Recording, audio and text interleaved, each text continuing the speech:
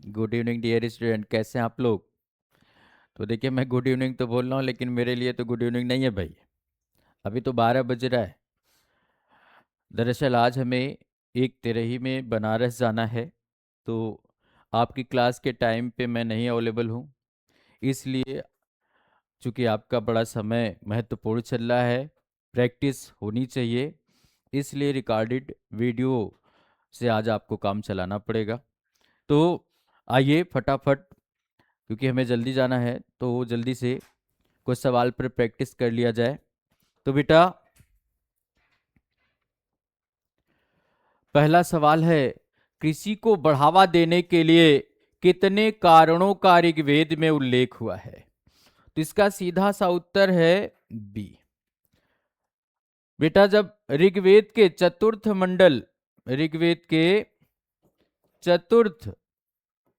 मंडल में कृषि से संबंधित समस्त प्रक्रियाओं और 5 ऋतुओं का उल्लेख हुआ है, एक प्रमाण है। दो, ऋग्वेद के प्रथम और 10वें मंडल में कृषि के 5 क्रियाओं का उल्लेख हुआ है।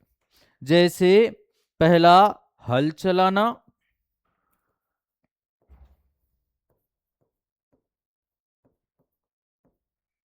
हल चलाना।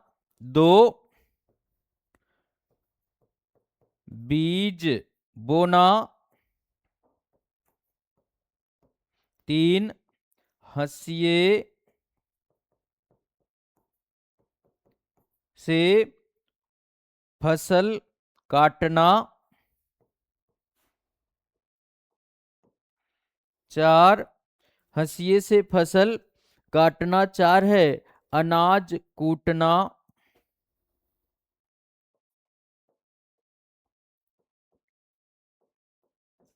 और 5वां है अनाज निकालना।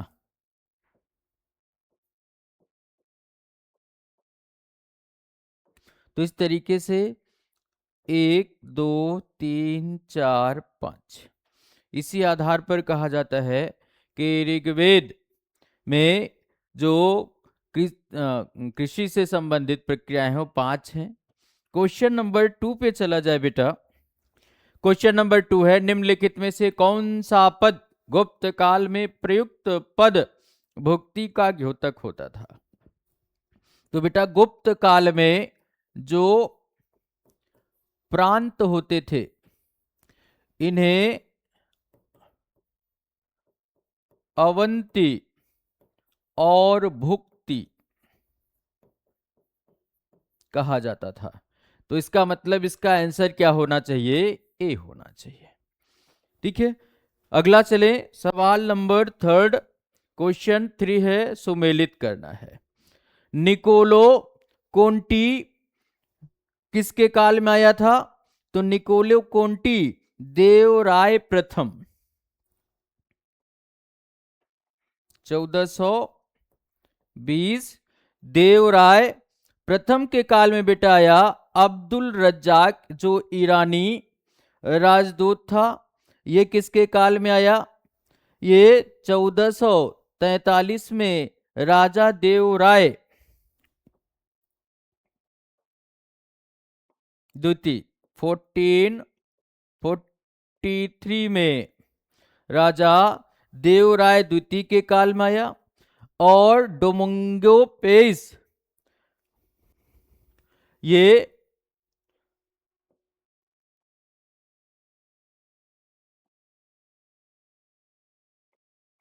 केडीआर कृष्ण देव राय के काल में आया था। और 1520 से 22 और ये आया अच्युत राय। तो इसका आंसर आप देख लें कि क्या होना चाहिए। तो इसका आंसर आपके सामने दिखाई दे रहा है। ए का हो जाएगा 3, ए का 3, बी का बेटा 1, बी का 1, ए का 3, बी का 1 और सी का 4, तो ये हो जाएगा ए। क्वेश्चन नंबर 3 का क्या हो जाएगा? ए। आगे चला जाए बेटा, अगला सवाल है कि सूची 1 को सूची 2 से सुमेलित करें, नीचे दिए गए कूट से सही उत्तर का चयन करें। अबुल फजल, तो आप देख रहे हैं अबुल फजल मतलब अकबरनामा। जियाउद्दीन बर्नी बेटा तारीख फिरोज शाही। अब्दुल हमीद लाहौरी, अब्दुल हमीद लाहौरी की क्या रचना थी? अब्दुल हमीद लाहौरी की क्या रचना थी? बादशाह नामा। और बचे तो खफी खां मुंतखब उल लुबाब। तो इसका आंसर आप देख लें क्या होना चाहिए। अब्दुल, ए का क्या हो जाएगा 2, ए का 2, बी का 1, बी का 1 और सी का 3, तो ये हो जाएगा बी। क्वेश्चन नंबर 5, अकबर कालीन निम्नांकित घटनाओं में कौन सा युग्म सही सुमेलित नहीं है? मृणता को हस्तगत करना एकदम सही है। असीरगढ़ का घेरा 1601 सही है। गोंडवाना की विजय सही है। उड़ीसा, उड़ीसा की विजय बेटा 1592 में। उड़ीसा की विजय कब किए थे? 1592 में मान सिंह के नेतृत्व में।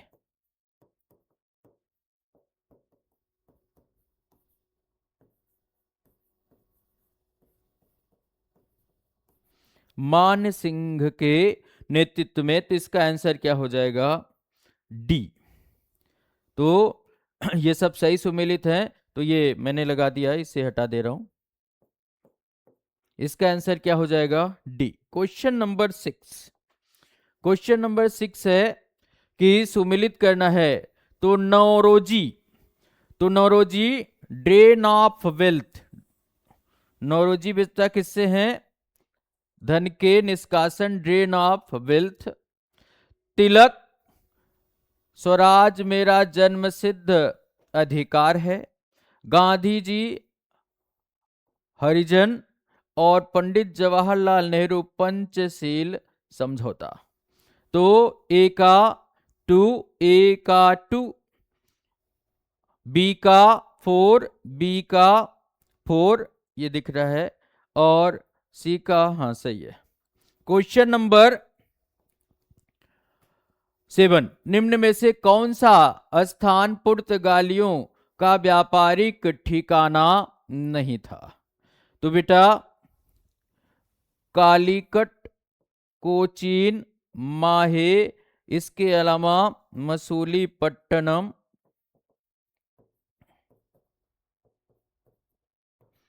आदि इनके व्यापारिक केंद्र थे। बरोच नहीं था, बरोच नहीं था। तो इसका आंसर क्या हो जाएगा?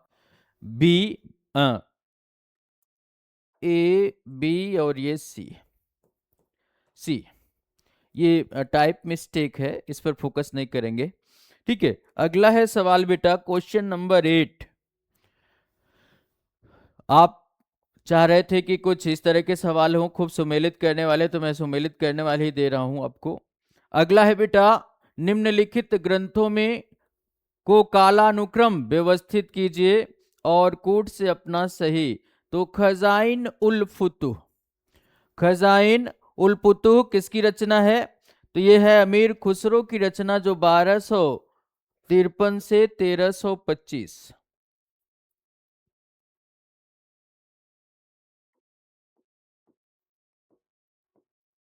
ये किसकी रचना है? अमीर खुसरो।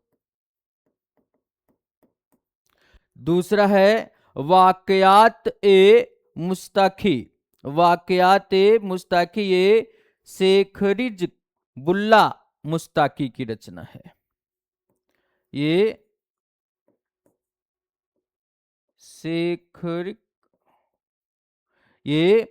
शेखरिक बुल्ला मुस्ताकी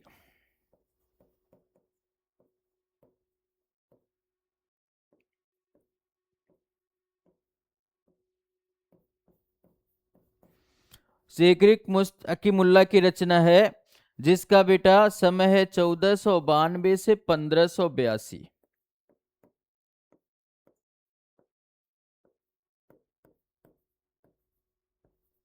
1492 से 1500। तबकात ए अकबरी निजामुद्दीन अहमद की रचना है।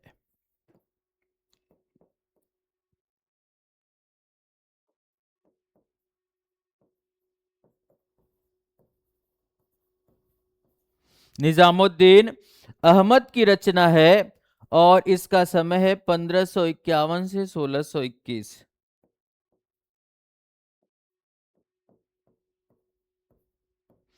और मासिर ए जहांगीरी ये कामगार खां की रचना है।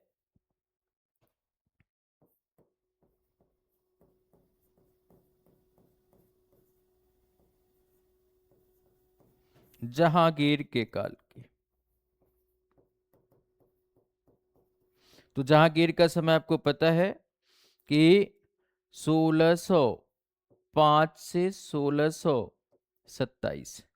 तो अब सुमेलित आप अपने से कर सकते हैं, क्या है आप आंसर देख लीजिए। ठीक है, तो इस तरीके से सबसे पहले कौन दिख रहे हैं, 1253 से 1325, तो एक।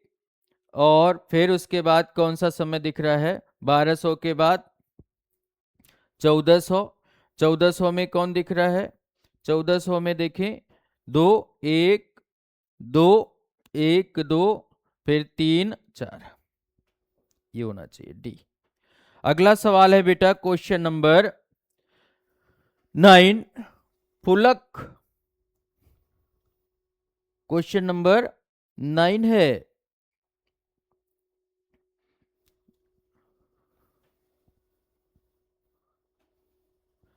ये गलत लिखा है। ये निम्नलिखित कृषि आंदोलनों का बेटा सही ऐतिहासिक क्रम बताना है। तो जैसे चंपारण का हम लोग को पता है 1917।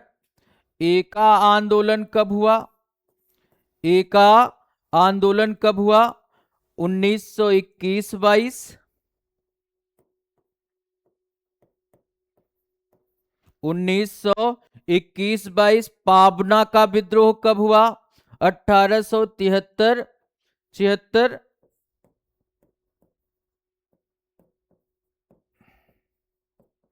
1873-76 और मोपला का विद्रोह 1921। 1921। तो अब आप अपने से मैच कर लीजिए क्या होना चाहिए। क्वेश्चन नंबर 10, कृषि के वाणिज्यीकरण ने कृषक वर्ग में और भी विभेद कर दिया। तो कृषि के वाणिज्य, तो जब भी कृषि का बेटा वाणिज्यीकरण होगा तो जाहिर सी बात है कि आर्थिक विषमता आएगी। आर्थिक विषमता मतलब आप कह सकते हैं कि गरीबी अमीरी, कोई कृषक अमीर हो जाएगा कोई गरीब। तो इस आधार पर ये कह सकते हैं कि ये जो है ये सही है।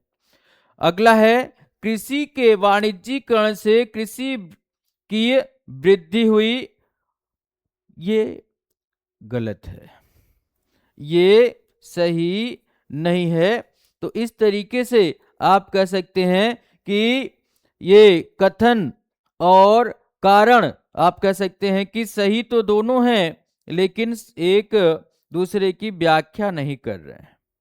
ठीक है, ये एक दूसरे की व्याख्या नहीं कर रहे हैं। ठीक है, तो आप कह सकते हैं सही ए तथा आर दोनों सही, परंतु आर ए सही की व्याख्या नहीं है।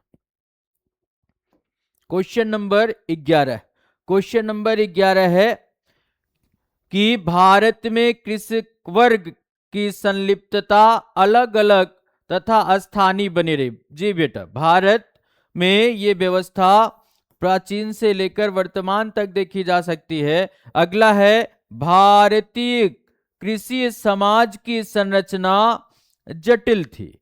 कहने का मतलब भारतीय समाज की कृषि की संरचना क्या थी? जटिल थी। तो ये भारत का समाज हमेशा स्वतंत्र सरल रहा है, तो ये कारण इसका सही नहीं है। तो आप कह सकते हैं ए सही है परंतु आर गलत। इसका आंसर होना चाहिए बी, ए सही है परंतु आर गलत है। क्वेश्चन नंबर 12, मोरलैंड के अनुसार भारत के निर्यात का बड़ा भाग सूती वस्त्रों का था। बिल्कुल प्राचीन काल से, हड़प्पा से हम लोग ये जानते हैं। बी आर कारण है, बाबर ने उल्लेख किया है कि काबुल में सूती वस्त्र प्रमुख रूप से भारत से लाए जाते थे। तो आप कह सकते हैं बेटा कि 12 का जो आंसर होना चाहिए, दोनों सही हैं और व्याख्या भी कर रहे हैं। ए आर दोनों सही और व्याख्या भी कर रहे हैं, बिल्कुल सही बात है। क्वेश्चन नंबर 13 है, नियति के साथ भेंट किसे इंकित करता है? बड़ा ही महत्वपूर्ण है ये। पंडित जवाहरलाल नेहरू के हाथों में, जब आप कह सकते हैं कि देश की आजादी का जो अंग्रेजों द्वारा दिया गया अनुमोदन पत्र था आया, उसी समय जब इन्होंने अभिभाषण भारत की स्वतंत्रता का दिया था, तो ये कहा था कि जब पूरी दुनिया आधी रात को सो रही है तो भारत एक नए शुरुआत करने जा रही है। और उसी समय का ये भाषण था, बड़ा ही महत्वपूर्ण भाषण था। इनके इस जो भावपूर्ण भाषण था, उससे पूरी जनता भाव विभोर हो गई थे। तो यह 15 अगस्त 1947 के समारोह में जो पंडित जवाहरलाल नेहरू द्वारा भाषण दिया गया था, उसी से संबंधित है। अगला सवाल है, साम्यवादी नारा क्यों असफल रहा?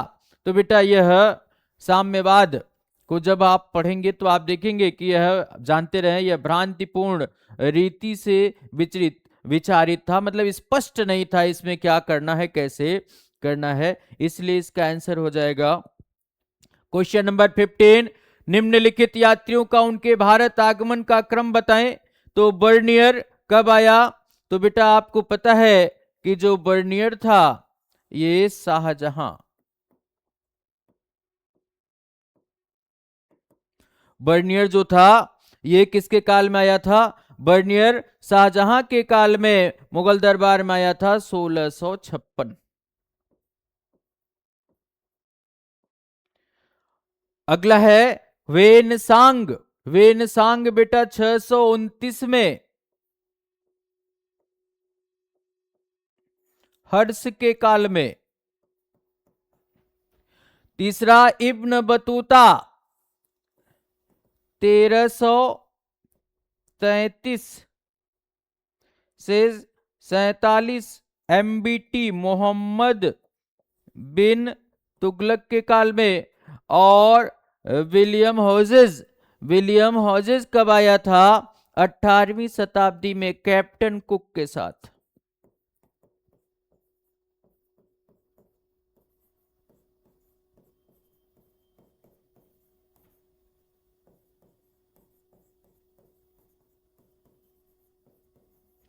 तो इस तरीके से आप देखें कि सबसे पहले क्या होगा, 600, तो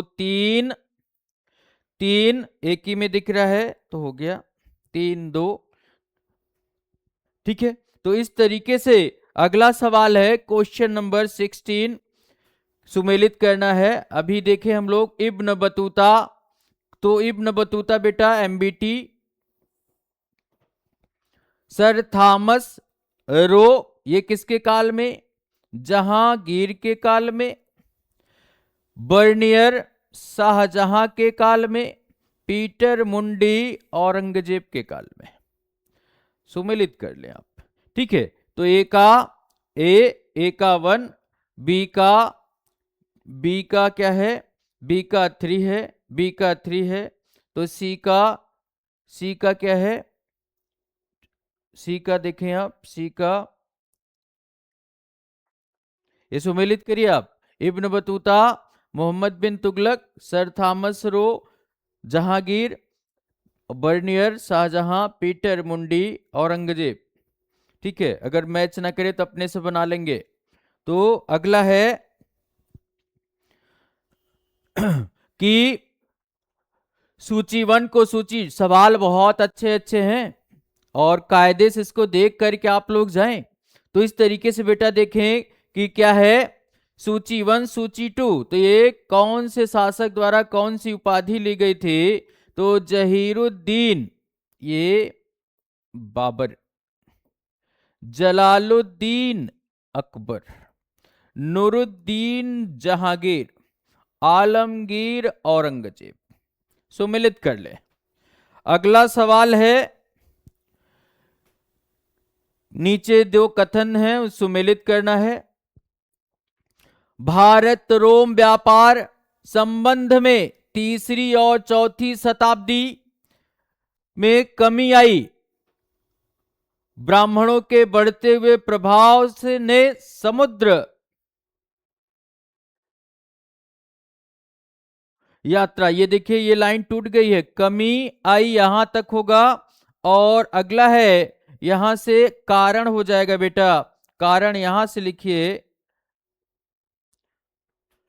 कहां से, समुद्र, क्योंकि ब्राह्मणों के बढ़ते हुए प्रभुत्व ने, ब्राह्मणों के बढ़ते हुए प्रभुत्व ने समुद्र यात्रा को प्रतिबंधित बना दिया। तो यस, ये कारण यहां लिखेंगे आप। तो इसका दोनों एकदम सही है, कथन भी और कारण भी। टाइपिस्ट को जल्दी जल्दी करना पड़ रहा है इसलिए कुछ मिस्टेक हो जा रहा है, समय अभाव में हम भी पूरा नहीं देख पाए थे। तो इस तरीके से ये थोड़ा सा दिख रहा है, आप इस पर फोकस ना करें। सवाल बिल्कुल सही है, अच्छा है, और इस पर हमने आपको क्लियर भी कर दिया। तो बेटा एकदम सही है, ये कथन सही है और उसकी व्याख्या भी है। तो आप देखें ए तथा आर दोनों सही और सही व्याख्या भी है। क्वेश्चन नंबर 19 है कि अब कथन भारत की उत्तरी परिसीमा पर हिमालय की स्थिति है तथा इसकी दक्षिणी, तो भाई जाहिर सी बात है कि ये भारत है, भारत के उत्तरी सीमा पर हिमालय है और पश्चिमी, पूर्वी, दक्षिणी तीनों पर सागर, अर्थात भारत एक ओर से हिमालय से, तीन ओर से सागर से घिरा है, कहने का मतलब यही है। और कारण कह रहा है, इस प्रकार भारत दुनिया के अन्य भागों से कट गया, मतलब ये जो समुद्र से घिरा होगा और इधर हिमालय से, इसलिए भारत, तो ये तो बिल्कुल गलत है भाई, कि यही भारत की भौगोलिकता है जो भारत में प्राचीन काल से आप देख पा रहे हैं कि दुनिया के हर देशों के साथ व्यापार, समुद्री व्यापार भी होता था, स्थल मार्ग से। अब कितनी गुणवत्ता इसकी बताएं, समय रहता तो बताते कि इस हिमालय के नाते कितनी सुरक्षा हमें मिल रही है, कि नहीं तो हमारे देश की इस समय जो मौसम चल रहा है वहां पर ठंड किस कंडीशन में होती, ध्रुवीय हवाएं यहां तक आती, ठीक है, जो हिमालय छतरी की तरह हमें बचा के रखा है। बरसात ना होती यदि हिमालय ना होता, सारी अरब सागर की जो मानसूनी हवाएं हैं वो आगे निकल जाती। तो इस तरीके से बहुत इसके एडवांटेज हैं। तो इस तरीके से आप कह सकते हैं कि यह कथन जो है सही है, ठीक है, लेकिन जो कारण है बेटा वो बिल्कुल गलत है। तो इसका आंसर क्या होना चाहिए क्वेश्चन नंबर 19 का? इसका आंसर ए सही परंतु आर गलत, ए सही परंतु आर गलत हो जाएगा। अगले पे चले, क्वेश्चन नंबर 20 है, निम्नलिखित घटनाओं को कालानुक्रम व्यवस्थित कीजिए, कूट का प्रयोग करते हुए उत्तर दीजिए। पानीपत का प्रथम युद्ध, तो पानीपत का प्रथम युद्ध बेटा कब हुआ? 1526, बाबर और इब्राहिम लोदी। हल्दी घाटी का युद्ध 18 जून 1576। बक्सर का युद्ध 1664। धर्मत का युद्ध 1658। औरंगजेब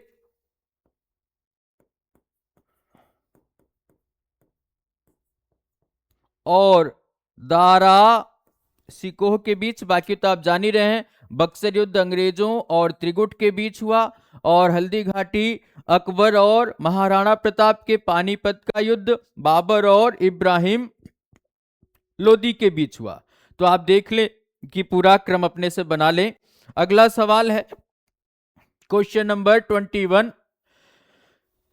कथन अकबर राजपूतों से मित्रता स्थापित करना चाहते थे, बिल्कुल सही है। अकबर राजपूतों से मित्रता स्थापित करना चाहते थे। जब अकबर की राजपूत नीति बेटा हम लोग पढ़ेंगे तो आप देखेंगे कि अकबर जो बनना चाहते थे, चक्रवर्ती शासक बनना चाहते थे, और चक्रवर्ती शासक बनना तब तक संभव नहीं जब तक भारत का जन समर्थन प्राप्त ना हो, और जन समर्थन तब तक नहीं इनको मिलता जब तक भारत में राजपूतों का इनको समर्थन नहीं मिलता। एक बात। दो, कि अकबर का जो इस क्षेत्र से संबंध लंबे समय से विच्छेद हो गया। अब इनके अपने जो मूल निवासी थे वो तो उनसे संबंध टूटने के नाते वो तो आते नहीं थे, तो इनको एक शक्तिशाली सेना चाहिए थी, और वो शक्तिशाली राजपूतों जैसी जो अपने शब्दों कितने धने रघुकुल रीत सदा चलियाई, प्राण जाए पर बचन न जाई। तो ऐसी सेना को उनको जरूरत थी। तो इस तरीके से अब कथन कारण के हिसाब से देखें, अकबर ने राजपूतों से मित्रता स्थापित करना चाहा, बिल्कुल सही है। मुगलों के मध्य एशिया से संबंध विच्छेद हो जाने से अकबर को मैत्रीपूर्ण संबंध भारत में स्थापित करना आवश्यक था। यस, बिल्कुल सही है। ए और आर दोनों सही हैं, और ए की सही व्याख्या। क्वेश्चन नंबर 22 है कि कथन को सुमेलित करना है। अकबर के काल में मालाबार काली मिर्च भारत से निर्यात होने वाली प्रमुख वस्तुओं में थी। और दूसरा है दक्षिण भारत के उत्पाद क्षेत्र तथा निर्यात बंदरगाह अकबर के साम्राज्य के भाग नहीं थे। तो क्वेश्चन नंबर बेटा 22 है। ए आर दोनों सही हैं पर व्याख्या नहीं है। ए आर दोनों सही पर व्याख्या नहीं है। व्याख्या नहीं है क्योंकि यह बंदरगाह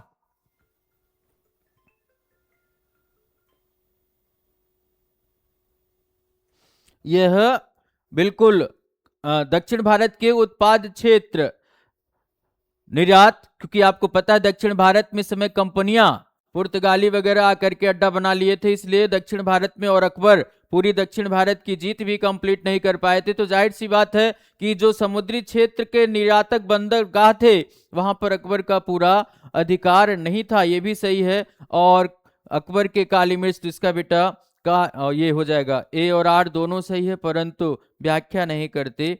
अगला सवाल है कालानुक्रम व्यवस्थित करना है। तो बेटा चैतन्य का समय क्या है? चैतन्य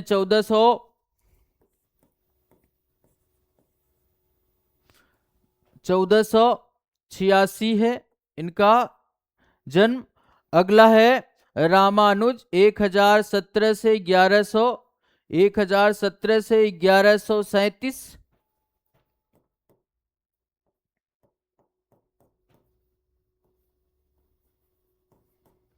अगले हैं तुकाराम का समय है 1598 से 1650।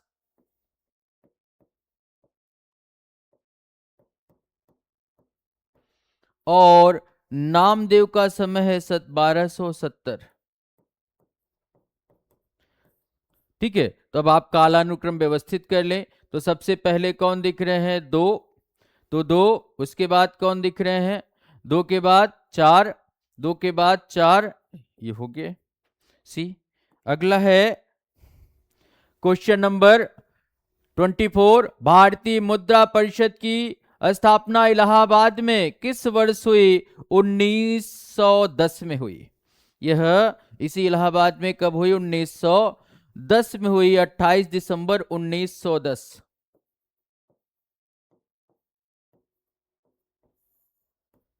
अगला है बेटा क्वेश्चन नंबर 25। तिलक के साथ केसरी और मराठा का अन्य संपादक कौन था? तो तिलक के अलावा जी अगरकर इनके सहयोगियों में थे। Question number 26। मुजफ्फर जंग हैदराबाद के निजाम के क्षेत्रीय रियायतें किसे प्रदान की? तो आपको पता होना चाहिए कि जब कर्नाटक युद्ध, आप कर्नाटक का द्वितीय युद्ध पढ़ेंगे तो कर्नाटक के द्वितीय युद्ध में आप देखेंगे कि जो हैदराबाद था, बाद में निजामुल मुल्क की मृत्यु के बाद उत्तराधिकार का युद्ध छिड़ा, जिसमें मुजफ्फर जंग ने फ्रांसीसियों के सहयोग से गद्दी प्राप्त की और इसीलिए फ्रांसीसियों को खुश होकर के उसने रियायतें प्रदान की। तो इस तरीके से क्षेत्रीय रियासतें प्रदान की, तो यहां रियासतें होगा, रियासतें। ठीक है, तो ये आंसर हो जाएगा सी। अगला है बेटा क्वेश्चन नंबर 27। नीचे दो वक्तव्य दिए गए हैं, ए और बी, कारण और इसको बताना है। तो ए है पुर्तगालियों ने एशियाई समुद्रों में हिंसात्मक गतिविधियां, बिल्कुल ये धीरे धीरे लुटेरे हो गए थे। ठीक है, कारण है पुर्तगालियों का मकसद एशियाई व्यापार के प्रमुख समुद्री मार्गों पर नियंत्रण स्थापित करना था। तो बिल्कुल दोनों ही इनका उद्देश्य था। तो आप कह सकते हैं कि ए और आर दोनों सही है और सही व्याख्या सी। क्वेश्चन नंबर 28 है वक्तव्य और कारण। तो ये है सन 1947 के विभाजन के फलस्वरूप आबादी का बड़े पैमाने पर, बिल्कुल कौन नहीं जानता है, भारत पाकिस्तान में पूरी जैसे हवा बहती वैसे यहाँ के लोग वहां, वहां के लोग यहाँ, हिंदू लोग वहां, वहां से यहाँ आए, यहाँ से मुस्लिम लोग वहां गए।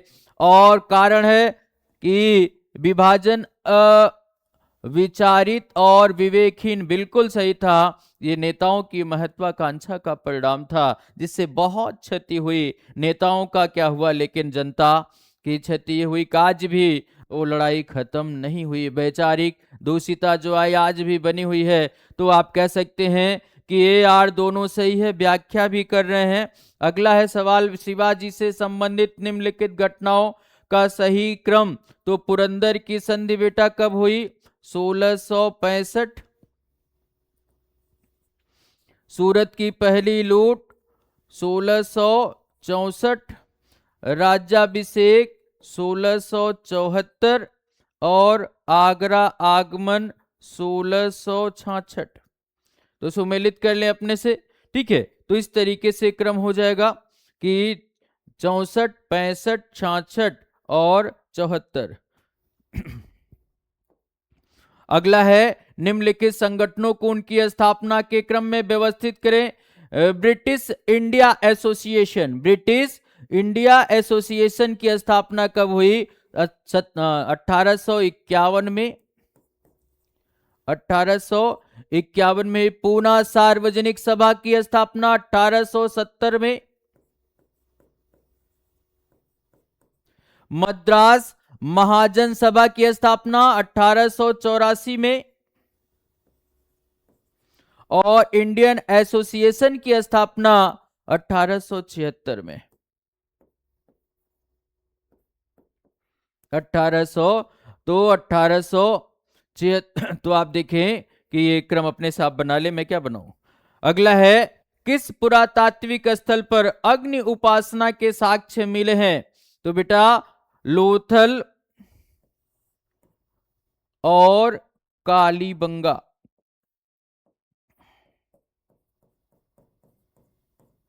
से अग्नि वेदिकाएं मिली हैं। तो इसका आंसर हो जाएगा लोथल।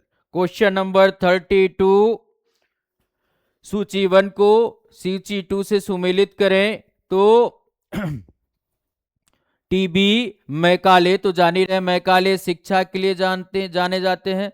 सर जॉन शोर अस्थाई बंदोबस्त के लिए, और इलिजा इम्पे उच्चतम न्यायालय के लिए, ए ओ ह्यूम कांग्रेस के लिए। सुमेलित कर लें। ठीक है, तो इस तरीके से आपका अगला सवाल है बेटा, निम्नलिखित में से किसने मद्रास में रैयतवाड़ी व्यवस्था, जान ही रहे हैं टॉमस मुनरो, टॉमस मुनरो जो 1820 से 27 तक के रहा, इसी के द्वारा यहाँ रैयतवाड़ी व्यवस्था की शुरुआत सबसे पहले शेर खां द्वारा, जिसने अपने कृषकों को रैयत कह करके संबोधित किया, जिसके तहत अंग्रेजों ने वो व्यवस्था जो अस्थाई बंदोबस्त व्यवस्था थी उससे अलग व्यवस्था बनाई, जिसके तहत बिचौलिए को बीच से हटाकर सीधे कृषकों के साथ समझौता किया। इसी को रैयतवाड़ी व्यवस्था के नाम से जाना जाता है। ठीक है, अगला सवाल है 34 1 को 2 से सुमेलित, तो ऋग्वेद से संबंधित कौन है? तो साकल वास्कल 5 शाखाएं हैं ऋग्वेद की, अश्वलायन संखायन मांडुलायन साकल और वास्कल, तो उसमें से एक है यजुर्वेद बेटा वाजसनेयी संहिता।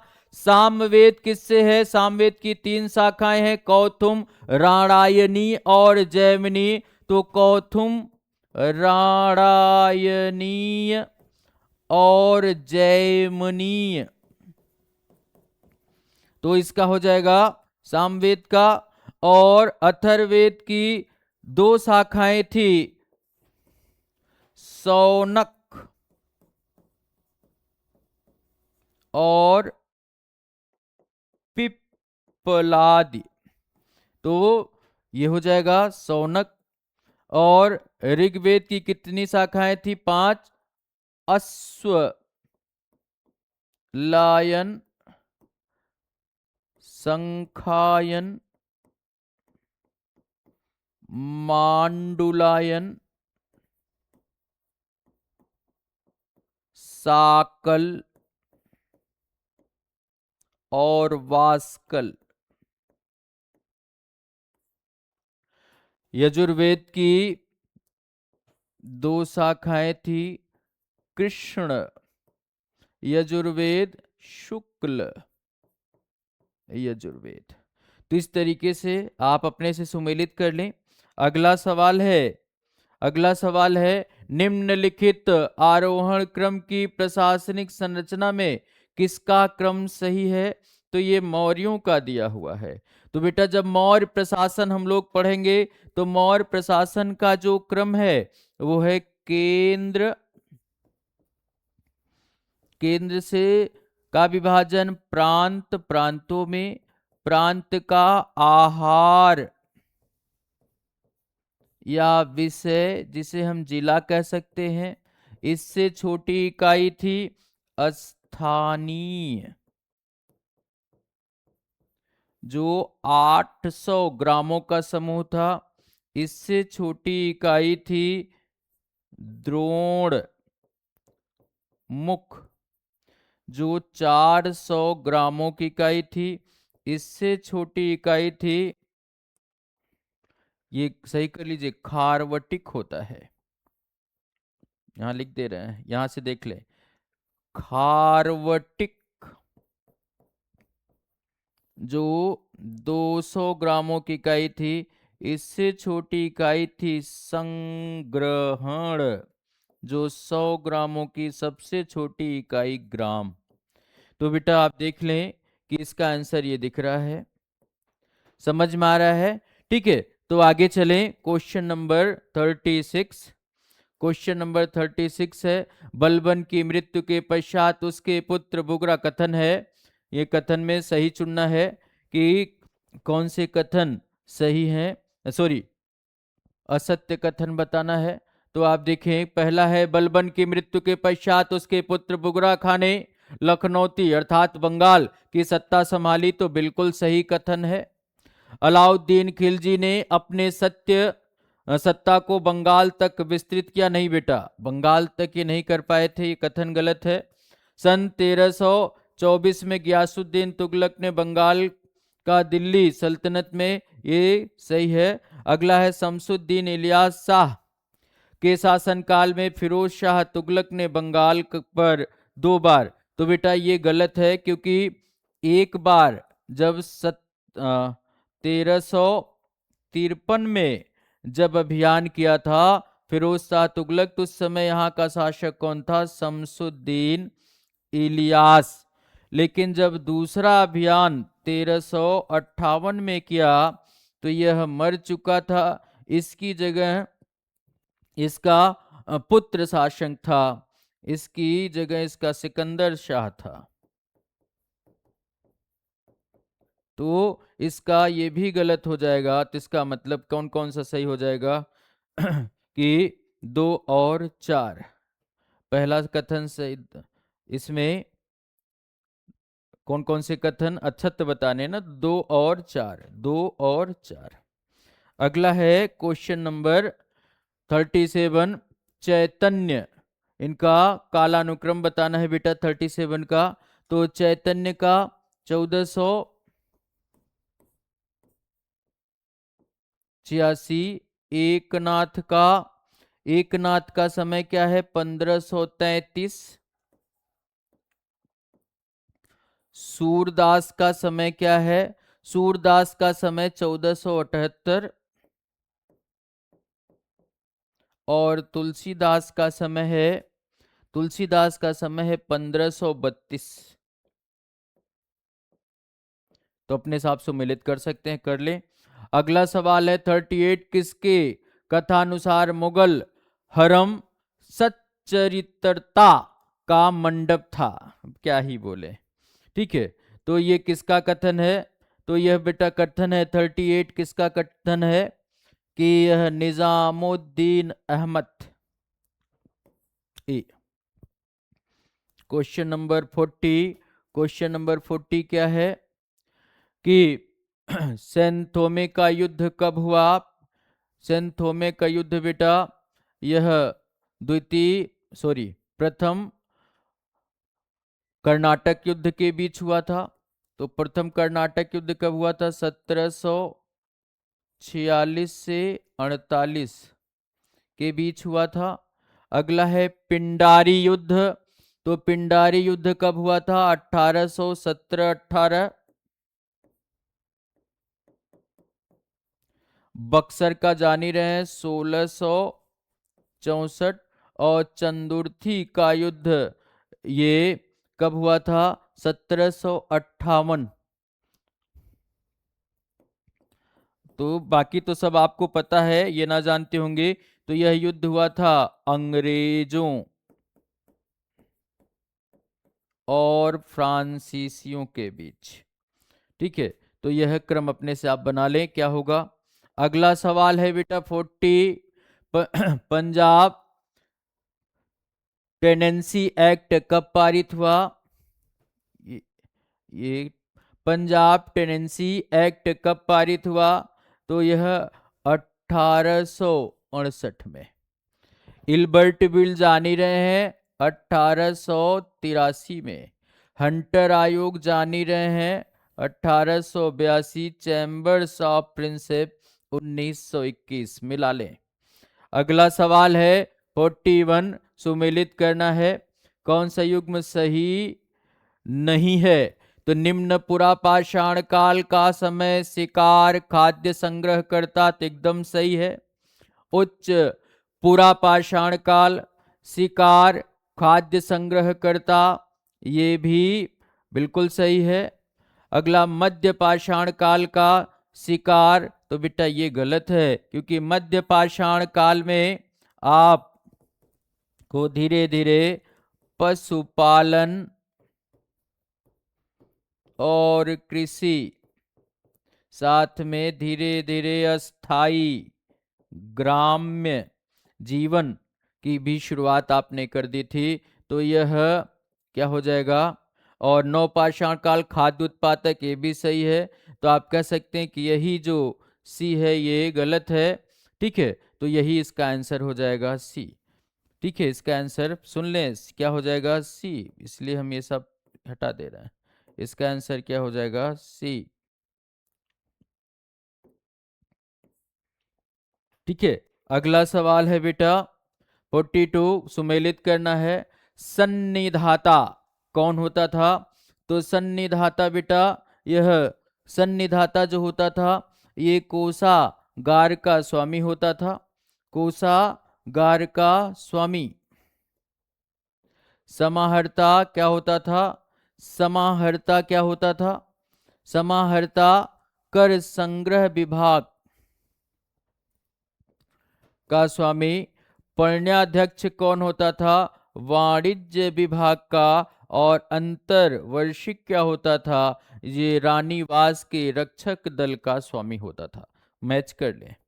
अगला है कथन 1793 में बंगाल में लागू किए गए अस्थाई बंदोबस्त की मूलभूत बात थी सदैव के लिए कर। यस, अस्थाई का मतलब यही था कि जो टैक्स है यही इस व्यवस्था की अंग्रेजों के लिए सबसे बड़ा खतरनाक घातक भी रहा। तो एकदम सही है कथन।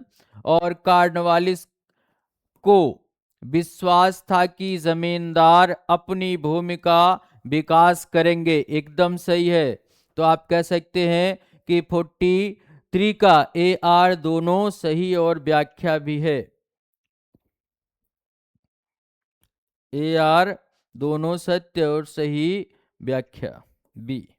अगला है क्वेश्चन नंबर 44 कि कथन है व्यापारिक अर्थव्यवस्था बुद्ध के समय में फलने फूलने लगी। यस बेटा, बहुत ये तर्क पर है, क्योंकि जो ब्राह्मणवादी व्यवस्था थी, ब्राह्मणवादी व्यवस्था ब्याज पर पैसा देना लेना दोनों को अवैध मानता था, समुद्र पार जाना अवैध मानता था, ठीक है, धर्म भ्रष्ट मानता था, इसलिए व्यापारियों के लिए बड़ी असुविधा होती थी।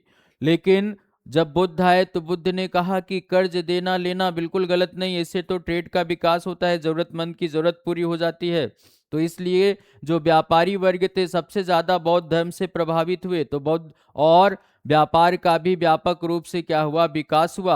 अर्थात आप कह सकते महाजनपद काल, अर्थात जिसे अर्बनाइजेशन द्वितीय नगरीकरण कहा जाता है, उसमें इनके बुद्ध जैसे, महावीर स्वामी जैसे विचारकों की भी अपनी बड़ी भूमिका रही।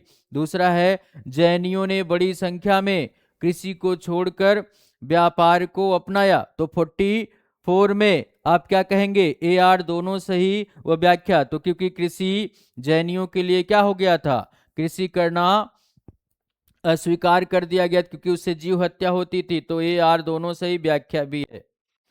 ए आर दोनों सही, व्याख्या भी है। क्वेश्चन नंबर 45 समुद्रगुप्त का क्या क्या उपाधि थी?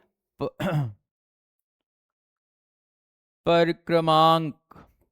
और महेंद्र वर्मन की क्या उपाधि थी? विचित्र चित्र।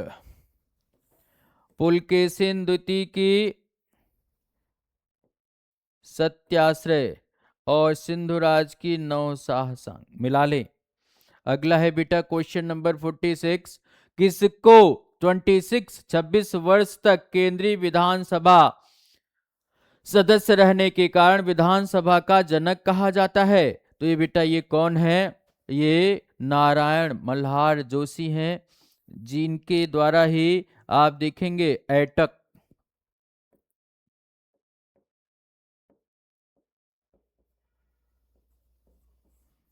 ऑल इंडिया ट्रेड काउंसिल का इनके द्वारा अध्यक्ष किया गया का गठन किया गया था। और इन्हीं के द्वारा आपको पता होना चाहिए कि 1929 में इसके ये सचिव बने।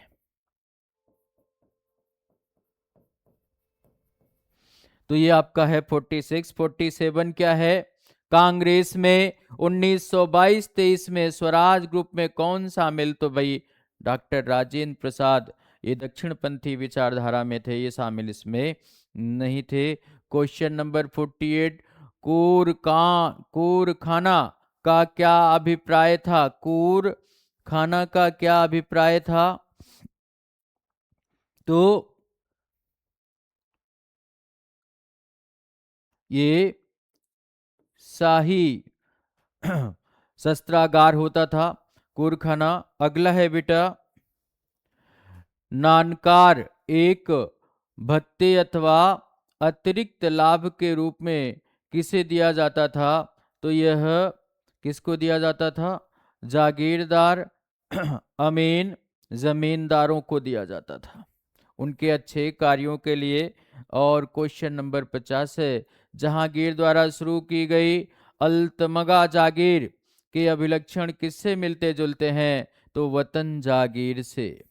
वतन जागीर से। तो बेटा बस आज समय के अभाव के नाते थोड़ा सी मैंने कम व्याख्या किया है, और ताकि आपका अभ्यास होता रहे, तो बस आज हम लोग यहीं पर विराम लेंगे। आगे की क्लासेस कल होंगी। तो बस आज इतना ही। धन्यवाद।